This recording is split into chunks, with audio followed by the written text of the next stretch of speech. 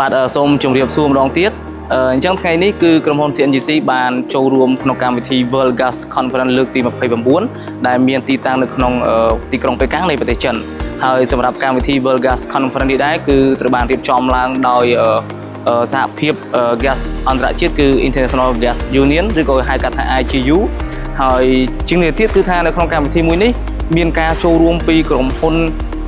ធំជាច្រើនទៅក្នុងវិស័យឧស្ម័នក៏ដូចជាវិស័យថាមពល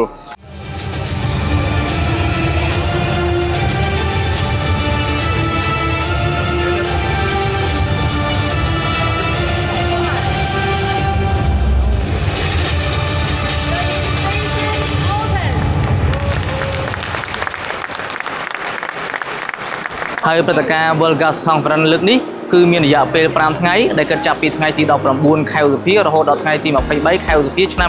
2025ហើយក្រុមហ៊ុន CNGC ក៏មានស្តង់ដែលយើងដាក់តាំងបង្ហាញនៅទីនេះរហូតដល់ថ្ងៃចុងក្រោយផងដែរដែលស្តង់របស់ក្រុមហ៊ុន CNGC គឺស្ថិតនៅក្នុង Zone A ដែលមានលេខសម្គាល់ស្តង់ EL03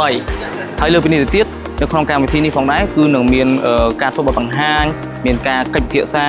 ផ្សេងទៅលើប្រធានបទមួយចំនួនជាពិសេសទៅលើប្រធានបទវិស័យហ្គាសវិស័យឧស្ម័នវិស័យថាមពលក៏ដូចជាការវិវត្តទៅលើវិស័យថាមពលទាំងមូលនៅក្នុងពិភពលោកដូច្នេះចង់ដឹងថាតើនឹងមានសកម្មភាពអ្វីខ្លះកុំភ្លេចតាមដានជាមួយនឹង CNGC ហើយខ្ញុំនឹងអាប់ដេតព័ត៌មានផ្សេងនៅក្នុង Facebook Page របស់ CNGC អញ្ចឹងជួបគ្នានៅវីដេអូ